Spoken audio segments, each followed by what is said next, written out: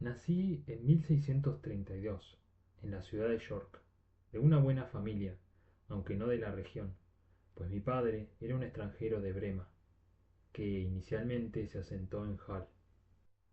Allí consiguió hacerse con una considerable fortuna como comerciante, y más tarde abandonó sus negocios y se fue a vivir a York, donde se casó con mi madre, que pertenecía a la familia Robinson, una de las buenas familias del condado de la cual obtuve mi nombre. Robinson Kreuznach. Mas, por la habitual alteración de las palabras que se hace en Inglaterra, ahora nos llaman, y nosotros también nos llamamos y escribimos nuestro nombre, Crusoe, y así me han llamado siempre mis compañeros. Tenía dos hermanos mayores. Uno de ellos fue coronel de un regimiento de infantería inglesa en Flandes, que antes había estado bajo el mando del célebre coronel Lockhart, y murió en la batalla de Dunkerque contra los españoles. Lo que fue de mi segundo hermano nunca lo he sabido, y al igual que mi padre y mi madre tampoco supieron lo que fue de mí. Como yo era el tercer hijo de la familia y no me había educado en ningún oficio, desde muy pequeño me pasaba la vida divagando. Mi padre, que ya era muy anciano, me había dado una buena educación, tan buena como puede ser la educación en casa y en las escuelas rurales gratuitas, y su intención era que estudiara leyes. Pero a mí nada me entusiasmaba tanto como el mar, y dominado por este deseo me negaba a acatar la voluntad, las órdenes, más bien de mi padre y a escuchar las súplicas y ruegos de mi madre y mis amigos. Parecía que hubiese algo de fatalidad en aquella propensión natural que me encaminaba a la vida de sufrimientos y miserias que habría de llevar. Mi padre, un hombre prudente y discreto, me dio sabios y excelentes consejos para disuadirme de llevar a cabo lo que, adivinaba, era mi proyecto. Una mañana me llamó a su recámara, donde le confinaba la gota, y me instó amorosamente, aunque con vehemencia, a abandonar esta idea.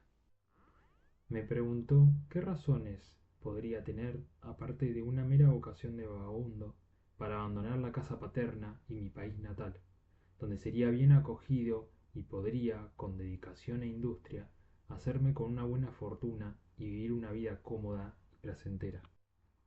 Me dijo que sólo los hombres desesperados, por un lado, o extremadamente ambiciosos por el otro, se iban al extranjero en busca de aventuras para mejorar su estado mediante empresas elevadas o hacerse famosos realizando obras que se salían del camino habitual. Que yo estaba muy por encima o por debajo de esas cosas, que mi estado era un estado medio, o lo que se podría llamar el nivel más alto de los niveles bajos, que, según su propia experiencia, era el mejor estado del mundo y el más apto para la felicidad, porque no estaba expuesto a las miserias, privaciones, trabajos ni sufrimientos del sector más vulgar de la humanidad, ni a la vergüenza, el orgullo, el lujo, la ambición, ni la envidia de los que pertenecían al sector más alto.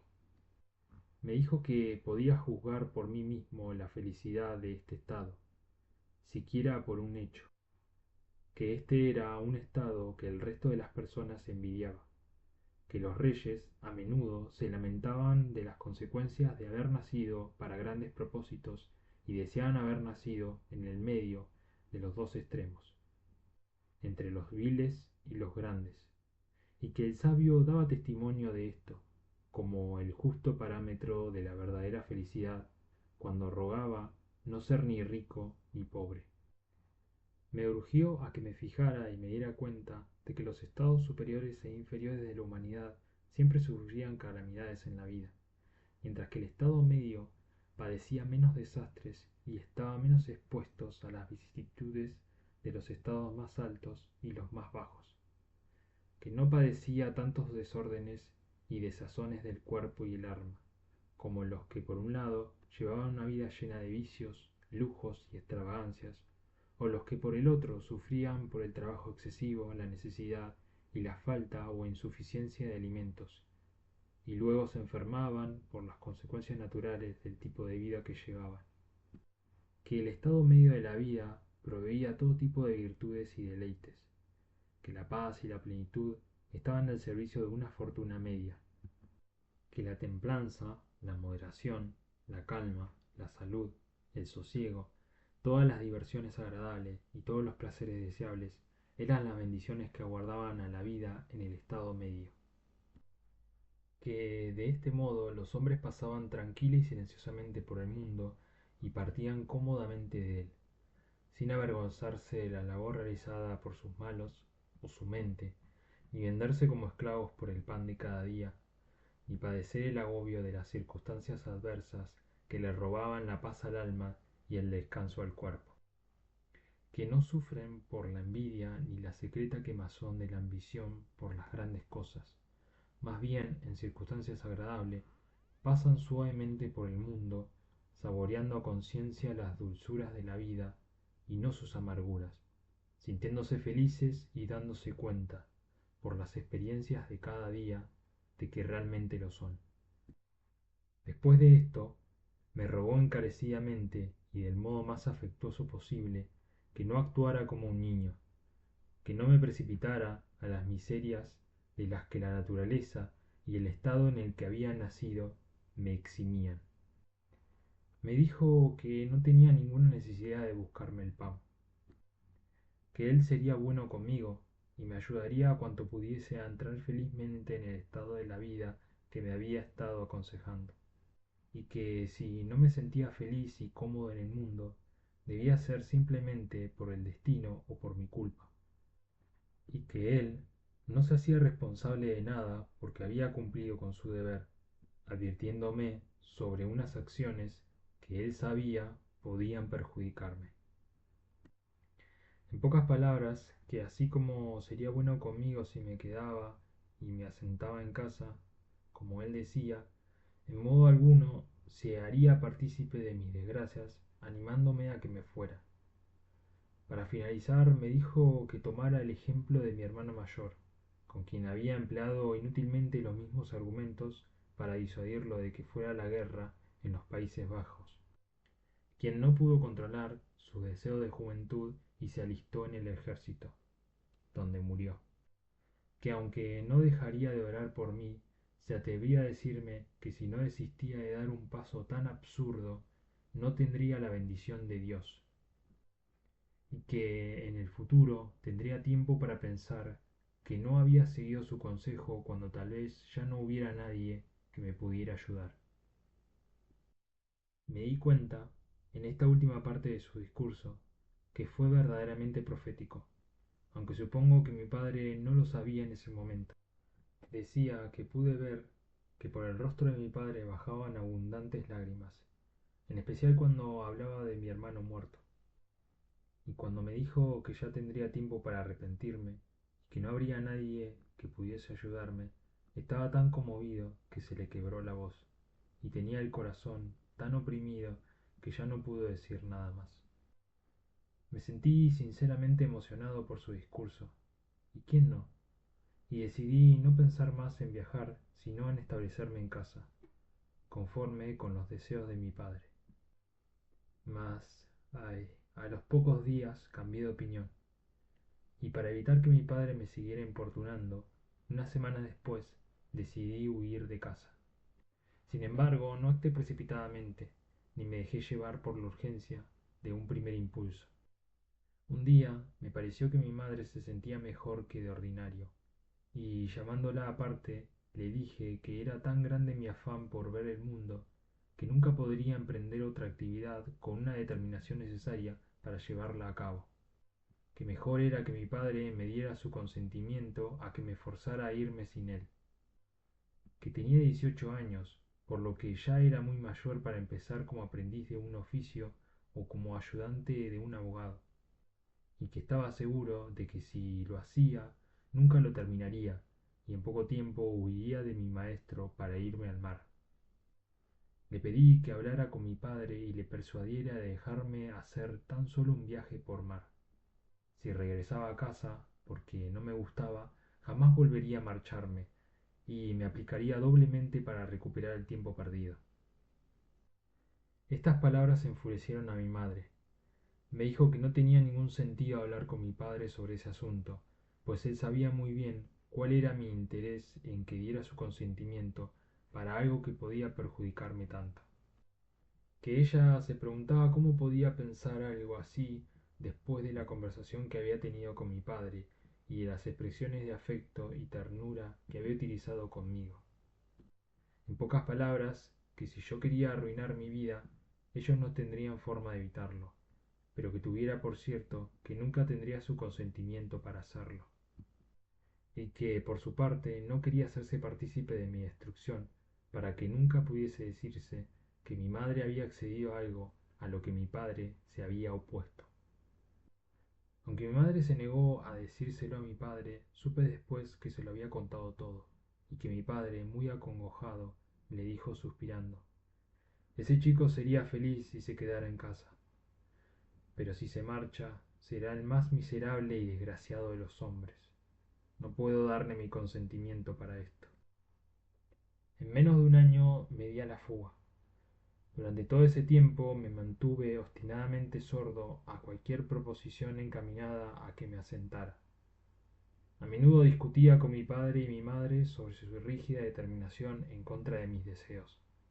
Mas cierto día, estando en Hall, a donde había ido por casualidad y sin ninguna intención de fugarme, estando allí, como digo, uno de mis amigos, que se embarcaba rumbo a Londres en el barco de su padre, me invitó a acompañarlos con el cebo del que ordinariamente se sirven los marineros, es decir, diciéndome que no me costaría nada el pasaje. No volví a consultarle a mi padre ni a mi madre, ni siquiera les envié recado de mi decisión. Más bien dejé que se enteraran como pudiesen y sin encomendarme a Dios o a mi padre, ni considerar las circunstancias o las consecuencias, me embarqué el primer día de septiembre de 1651, día funesto, Dios lo sabe, en el barco con destino a Londres. Creo que nunca ha existido un joven aventurero cuyos infortunios empezasen tan pronto y durasen tanto tiempo como los míos. Apenas la embarcación había salido del puerto, se levantó un fuerte vendaval y el mar comenzó a agitarse con una violencia aterradora. Como nunca antes había estado en el mar, empecé a sentir un malestar en el cuerpo y un terror en el alma muy difíciles de expresar. Comencé entonces a pensar seriamente en lo que había hecho, y en que estaba siendo justamente castigado por el cielo por abandonar la casa de mi padre y mis obligaciones. De repente recordé todos los buenos consejos de mis padres, las lágrimas de mi padre y la súplica de mi madre. Mi corazón, que aún no se había endurecido, me reprochaba por haber desobedecido sus advertencias y haber olvidado mi deber hacia Dios y hacia mi padre. Mientras tanto, la tormenta arreciaba y el mar, en el que no había estado nunca antes, se encrespó muchísimo, aunque nada comparado con lo que he visto otras veces desde entonces. No, ni con lo que vi pocos días después. Sin embargo, era suficiente para asustarme, pues entonces apenas era un joven navegante que jamás había visto algo así. A cada ola esperaba que el mar nos tragara, y cada vez que el barco caía en lo que a mí me parecía el fondo del mar, pensaba que no volvería a salir a flote. En esta agonía física y mental hice muchas promesas y resoluciones. Si Dios quería salvarme la vida en este viaje, si volvía a pisar tierra firme, me iría directamente a la casa de mi padre y no volvería a montarme en un barco mientras viviese. Seguiría sus consejos y no volvería a verme sumido en la miseria. Ahora veía claramente la bondad de sus argumentos a favor del estado medio de la vida y lo fácil y confortable que había vivido sus días, sin exponerse a tempestades en el mar ni a problemas en la tierra. Decidí que, como un verdadero hijo pródigo arrepentido, iría a la casa de mi padre. Estos pensamientos sabios y prudentes me acompañaron lo que duró la tormenta, e incluso un tiempo después. No obstante, al día siguiente el viento menguó, el mar se calmó y yo comenzaba a acostumbrarme al barco. Estuve bastante circunspecto todo el día, porque aún me sentía un poco mareado, pero hacia el atardecer el tiempo se despejó, el viento amainó y siguió una tarde encantadora. Al ponerse el sol, el cielo estaba completamente despejado, y así siguió hasta el amanecer. No había viento o casi nada, y el sol se reflejaba luminoso sobre la tranquila superficie del mar. En estas condiciones disfruté del espectáculo más deleitoso que jamás hubiera visto. Había dormido bien toda la noche y ya no estaba mareado, sino más bien animado, contemplando con asombro el mar, que había estado tan agitado y terrible el día anterior, y que en tan poco tiempo se había tornado apacible y placentero. Entonces, como para evitar que prosiguiera en mis buenos propósitos, el compañero que me había incitado a partir se me acercó. Bueno, Bob, dijo dándome una palmada en el hombro, ¿cómo te sientes después de esto? Estoy seguro de que anoche, cuando apenas soplaba una ráfaga de viento, estabas asustado, ¿no es cierto? ¿Llamarías a eso una ráfaga de viento? Dije yo. Aquello fue una tormenta terrible. Una tormenta, tonto, me contestó. ¿Llamas a eso una tormenta? Pero si eso no fue nada. Teniendo un buen barco y estando en mar abierto, no nos preocuparemos por una borrasca como esa. Lo que pasa es que no eres más que un marinero de agua dulce, Bob. Ven, vamos a preparar una jarra de ponche y olvidemos todo esto. ¿No ves qué tiempo maravilloso hace ahora? Para abreviar esta penosa parte de mi relato, diré que hicimos lo que habitualmente hacen los marineros. Preparamos el ponche y me emborraché. Y en esa noche de borrachera ahogué todos mis remordimientos, mis reflexiones sobre mi conducta pasada y mis resoluciones para el futuro. En pocas palabras, a medida que el mar se calmaba después de la tormenta, mis atropellados pensamientos de la noche anterior comenzaron a desaparecer, y fui perdiendo el temor a ser tragado por el mar. Entonces retornaron mis antiguos deseos y me olvidé por completo de las promesas que había hecho en mi desesperación. Aún tuve algunos momentos de reflexión en los que procuraba recobrar la sensatez, pero me sacudía como si de una enfermedad se tratase. Dedicándome de lleno a la bebida y a la compañía, logré vencer esos ataques, como los llamaba entonces, y en 5 o 6 días logré una victoria total sobre mi conciencia, como lo habría deseado cualquier joven que hubiera decidido no dejarse abatir por ella. Pero aún me faltaba superar otra prueba, y la providencia, como suele hacer en estos casos, decidió dejarme sin la menor excusa. Si no había tomado lo sucedido como una advertencia, lo que vino después fue de tal magnitud que hasta el más implacable y empedernido miserable habría advertido el peligro y habría implorado misericordia. Al 6.º día de navegación llegamos a las radas de Yarmouth. Como el viento había estado contrario y el tiempo tan calmado, habíamos avanzado muy poco después de la tormenta. Allí tuvimos que anclar y allí permanecimos mientras el viento seguía soplando contrario, es decir, del sudoeste, a lo largo de 7 u 8 días, durante los cuales muchos barcos de Newcastle llegaron a las mismas radas, que eran una bahía en la que los barcos habitualmente se esperaban a que el viento soplara favorable para pasar el río. Sin embargo, nuestra intención no era permanecer allí tanto tiempo, sino remontar el río, pero el viento comenzó a soplar fuertemente y al cabo de 4 o 5 días continuó haciéndolo con mayor intensidad. No obstante, las radas se consideraban un lugar tan seguro como los puertos.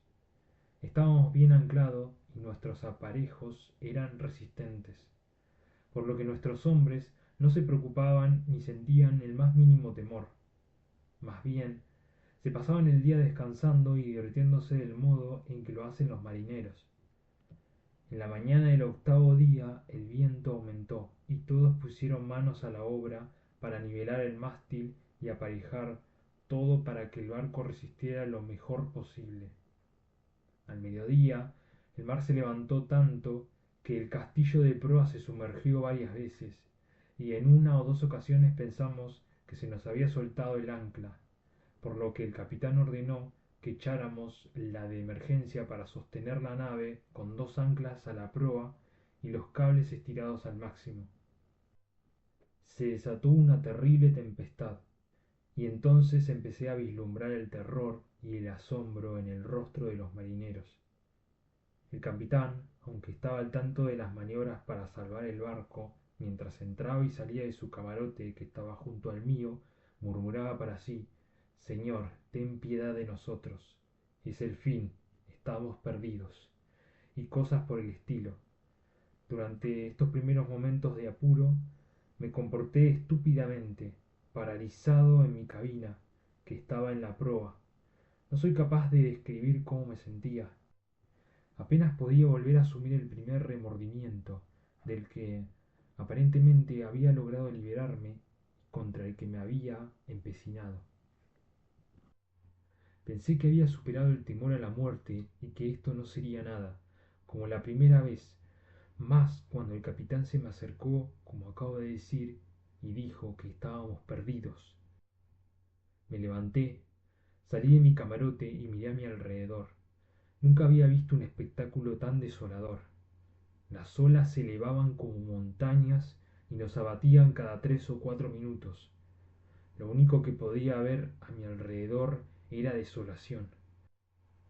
Dos barcos que estaban cerca del nuestro habían tenido que cortar los mástiles a la altura del puente, para no hundirse por el peso, y nuestros hombres gritaban que un barco que estaba fondeando a una milla de nosotros se había hundido. Otros dos barcos que se habían zafado de sus anclas eran peligrosamente arrastrados hacia el mar sin siquiera un mástil.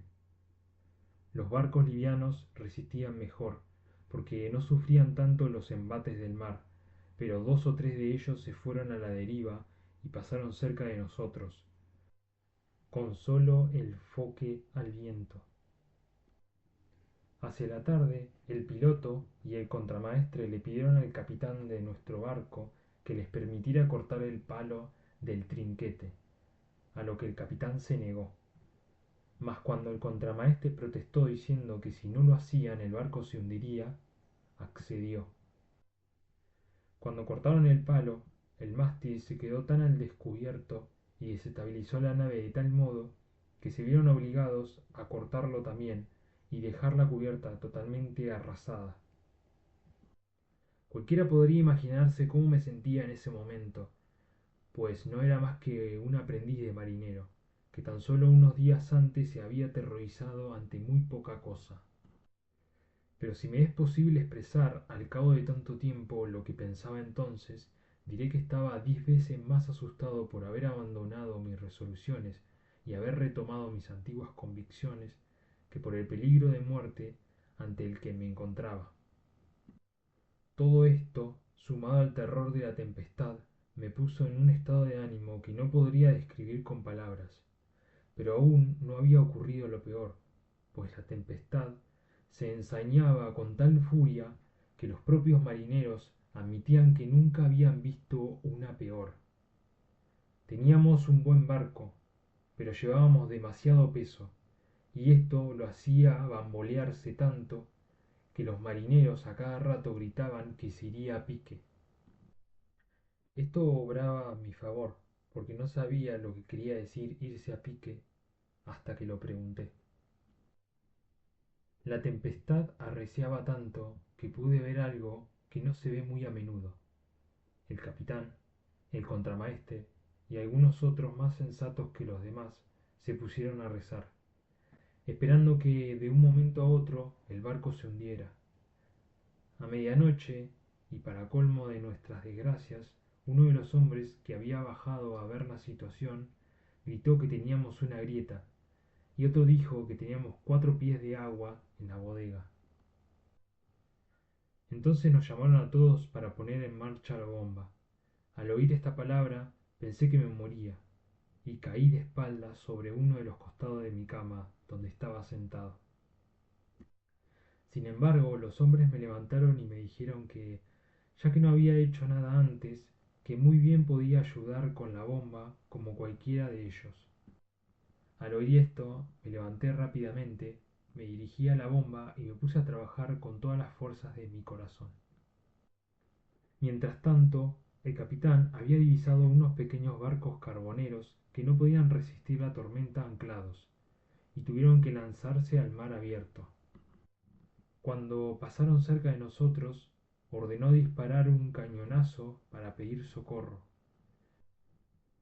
Yo, que no tenía idea de lo que eso significaba, me sorprendí tanto que pensé que el barco se había quebrado o que algo espantoso había ocurrido. En pocas palabras, me sorprendió tanto que me desmayé. En ese momento cada cual velaba por su propia vida, de modo que nadie se preocupó por mí o por lo que pudiera pasarme. Un hombre se acercó a la bomba y apartándome con un pie me dejó allí tendido, pensando que había muerto, y pasó un buen rato antes de que recuperara el sentido. Seguimos trabajando, pero el agua no cesaba de entrar en la bomba, y era evidente que el barco se hundiría. Aunque la fuerza de la tormenta comenzó a disminuir poco a poco, no era posible que el barco pudiera llegar a puerto, por lo que el capitán siguió disparando cañonazos en señal de auxilio. Un barco pequeño, que se había soltado justo delante de nosotros, envió un bote para rescatarnos. Con gran dificultad el bote se aproximó a nosotros, pero no podía mantenerse cerca del barco ni nosotros subir a bordo. Por fin, los hombres que iban en el bote comenzaron a remar con todas sus fuerzas, arriesgando su vida para salvarnos, y nuestros hombres les lanzaron un cable con una boya por popa.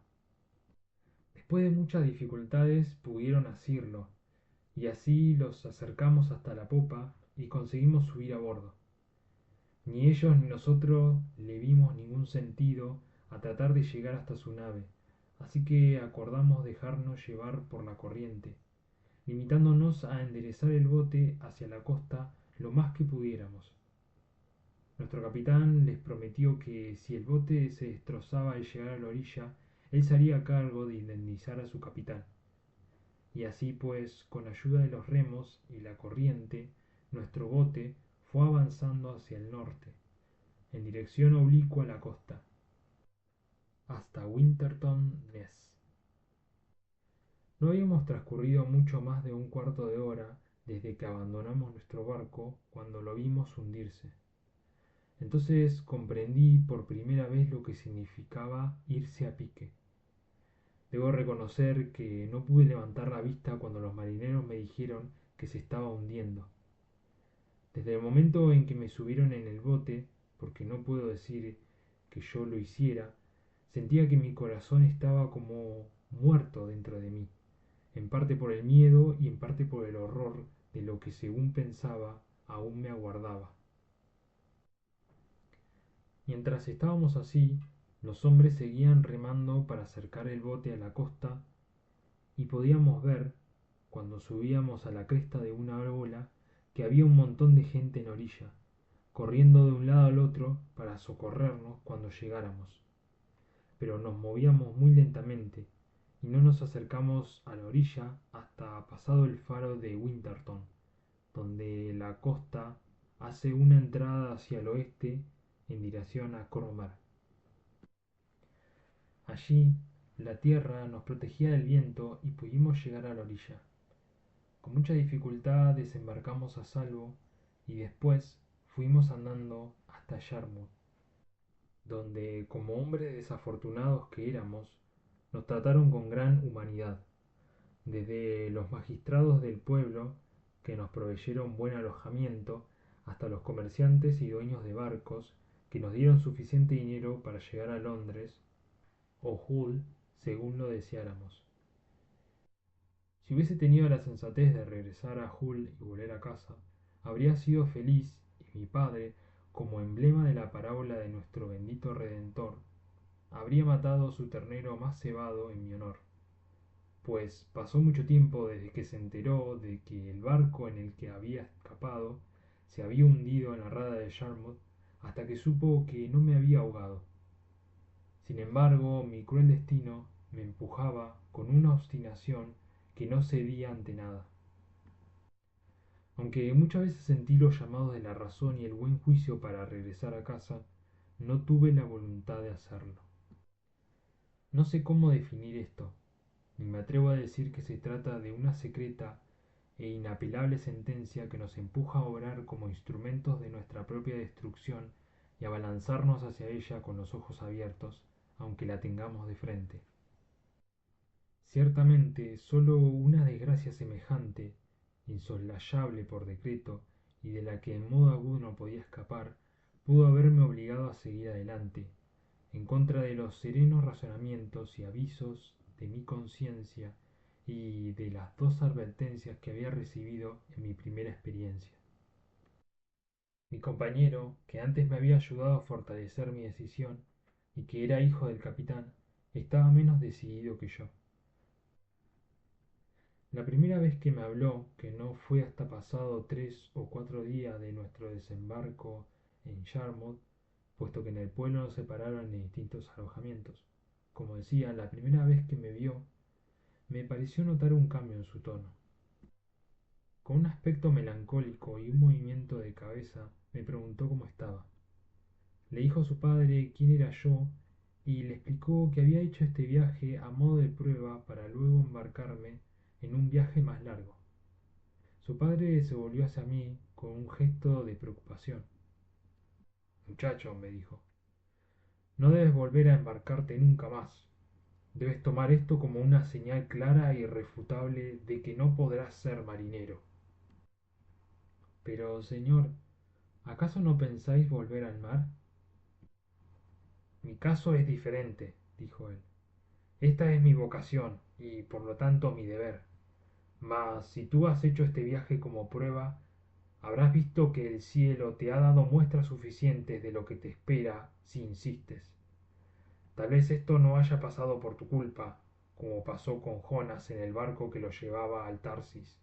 Pero dime, por favor, ¿quién eres y por qué te has embarcado? Entonces le relaté parte de mi historia, al final de la cual estalló en un ataque de cólera y me dijo, ¿qué habré hecho yo para que semejante infeliz se montara en mi barco? No pondría un pie en el mismo barco que tú otra vez ni por 1000 libras esterlinas. Esto fue, como pensaba, una explosión de sus emociones, aún alteradas por la sensación de pérdida, que había rebasado los límites de su autoridad hacia mí. Sin embargo, luego habló serenamente conmigo, me exhortó a que regresara junto a mi padre y no volviera a desafiar a la providencia, ya que podía ver claramente que la mano del cielo había caído sobre mí. Y, muchacho, ten en cuenta lo que te estoy diciendo. Si no regresas, a donde quiera que vayas solo encontrarás desastres y decepciones, hasta que se hayan cumplido cabalmente las palabras de tu padre. Poco después nos separamos sin que yo pudiera contestarle gran cosa y no volví a verlo. ¿Hacia dónde fue? No lo sé. Por mi parte, con un poco de dinero en el bolsillo, viajé a Londres por tierra y allí, lo mismo que en el transcurso del viaje, me debatí sobre el rumbo que debía tomar mi vida, si debía regresar a casa o al mar. Respecto a volver a casa, la vergüenza me hacía rechazar mis buenos impulsos e inmediatamente pensé que mis vecinos se reirían de mí y me daría vergüenza presentarme, no solo ante mis padres, sino ante el resto del mundo. En este sentido, y desde entonces, he observado lo incongruente e irracionales que son los seres humanos, especialmente los jóvenes, frente a la razón que debe guiarlos en estos casos. Es decir, que no se avergüenzan de pecar, sino de arrepentirse de su pecado. Que no se avergüenzan de hacer cosas por las que legítimamente serían tomados por tontos, sino de retractarse, por lo que serían tomados por sabios. En este estado permanecí un tiempo, sin saber qué medidas tomar ni por dónde encaminar mi vida. Aún me sentía renuente a volver a casa, y a medida que demoraba mi decisión, se iba disipando el recuerdo de mis desgracias, lo cual a su vez hacía disminuir aún más mis débiles intenciones de regresar a casa. Finalmente me olvidé de ello y me dispuse a buscar la forma de viajar. La nefasta influencia que, en el principio, me había alejado de la casa de mi padre, que me había conducido a seguir la descabellada y absurda idea de hacer fortuna, y me había imbuido con tal fuerza dicha presunción que me hizo sordo a todos los sabios consejos, a los ruegos y hasta las órdenes de mi padre, digo, que esa influencia, cualquiera que fuera, me impulsó a realizar la más desafortunada de las empresas. De este modo, me embarqué en un buque rumbo a la costa de África, o como dicen vulgarmente los marineros, emprendí un viaje a Guinea.